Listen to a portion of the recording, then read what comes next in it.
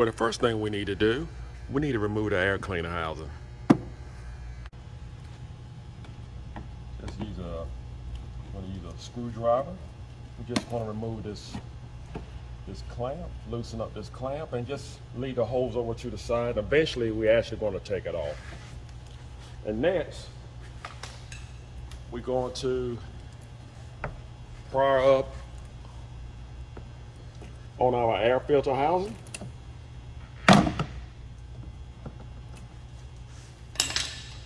We're going to disconnect from the massive airflow sensor. Disconnect. We're going to pull up on our air cleaner hose.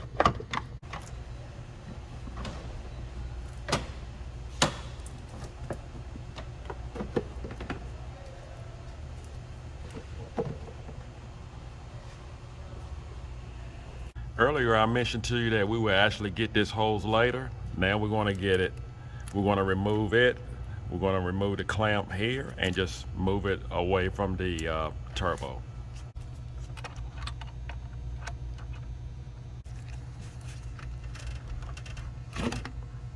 So I want to point out this hose is actually connected, and you're not going to be able to unless you just want to totally disassemble, but there's no need to do that. I just loosen this clamp to remove the turbo hose just to have some room to actually remove the fuel filter. So right now what I'm going to do is just clear the way for me to actually get the fuel filter out. So I'm going to use a E10 to actually loosen up these bolts, actually remove them so I can just have it flexible that it will be out of my way, this section here. And only thing I need is a screwdriver for these two hoses, and I'm going to use a T25 to remove the two screws that's holding on the center section for the fuel filter.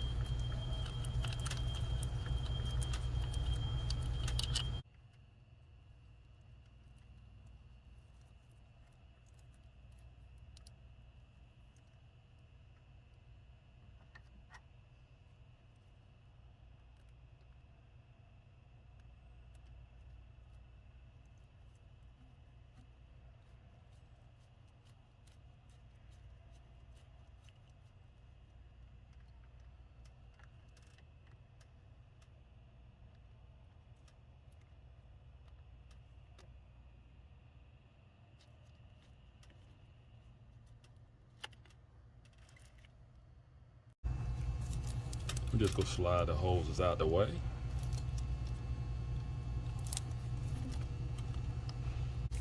Now we have both our hoses removed, and now I'm going to use the T25 to actually remove this screw, and there's a screw right on the other side of it. I want to remove those two screws.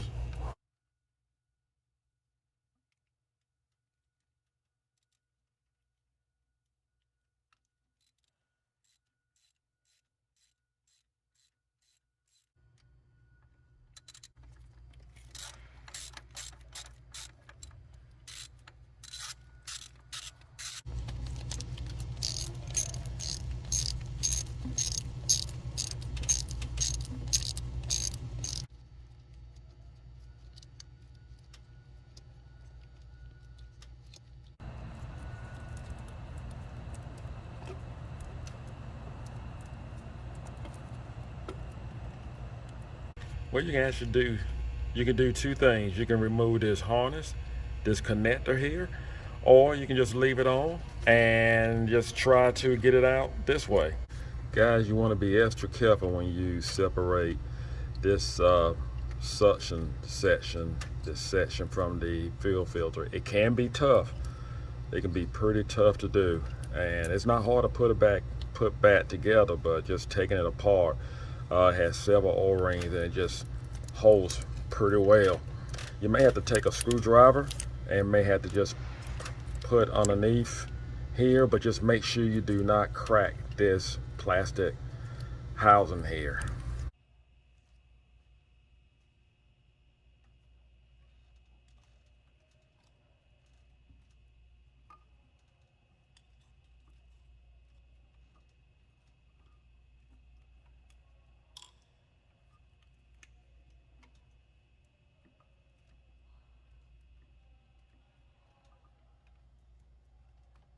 Oh yeah, got lucky.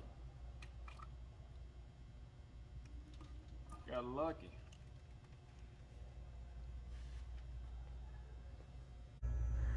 Now, sometimes I get my fuel filter from the Mercedes dealer, or I get it from CarQuest or Advanced Auto. This one here is come from CarQuest, of course, and this is the part number that I will be using in this video. Now, I want to point out one thing. When you order these filters, it's very important for the dealer to have the last 8 of the serial number, because if not, chances are they're going to send you this one.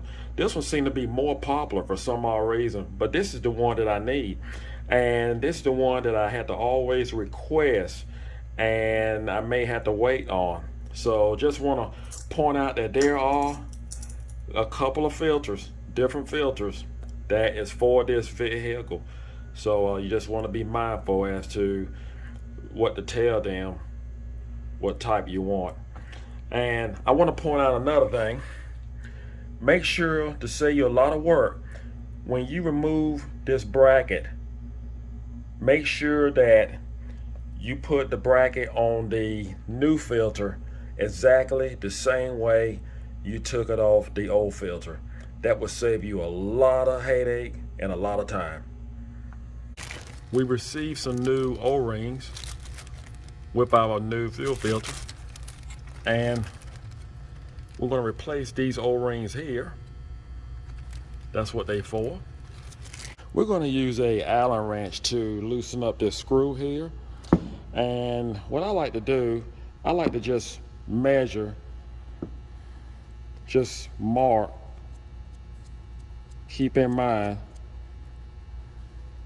and just like to mark where my bracket needs to go. That saves me a lot of time and headache. Just want to loosen this up, slide it down,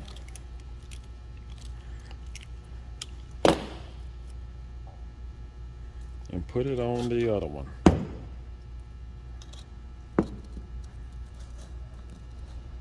That's all I need for the telephone to ring, or I'll be interrupted and then I forget exactly where I have the bracket at. So that's why I mark it. Just tighten it back up, and we're going to put it back in the vehicle. But first, I'm going to put some diesel fuel in here, and I'm going to have just as much in here as this filter had when I took it out. Well, I got clean diesel fuel, and make sure you wear some gloves, because this is not going to be a clean job. I installed my new O-rings. I'm going to put this back together.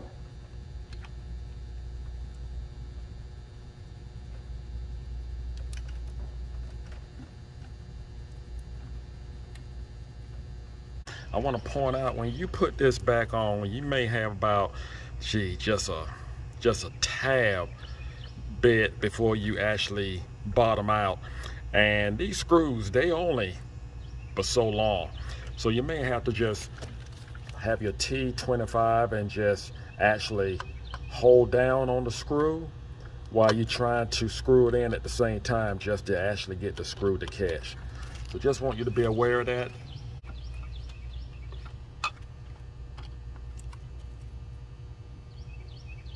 And this is what I'm talking about when I mentioned about the bracket. It make it so much easier when you do it the way I did it, because the holes will actually line up perfectly. We'll put our screws back in and hook up our hose. Tighten up our hose.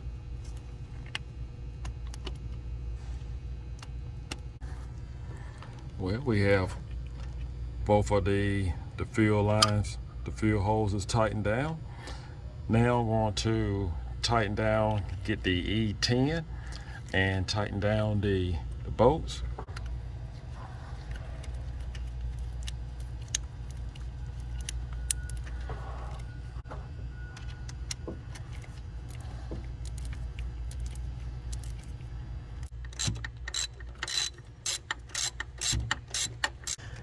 Now it's time to put the hose back on the turbo. Make sure you tighten up the clamp back on the turbo. Everything looks good. Let's put back on our air cleaner housing.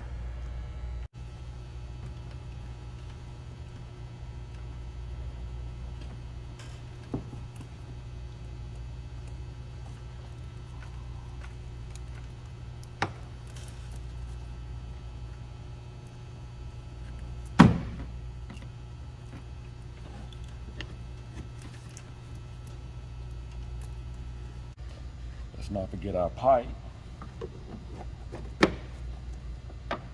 for our air filter housing. That should do it. So although we have pretty much filled the fuel filter, I still like to just turn the key on. I just like to turn on for about a good 20 seconds. And let's start her up.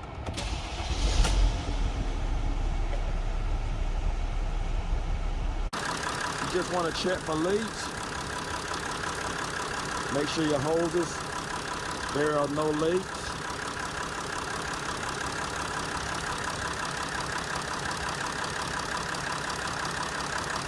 Well, that's all there is to it to replace your fuel filter and your Sprinter. Thank you for watching. And I hope this video was helpful. If you like it, give it a thumbs up. Take care, work safely, and God bless.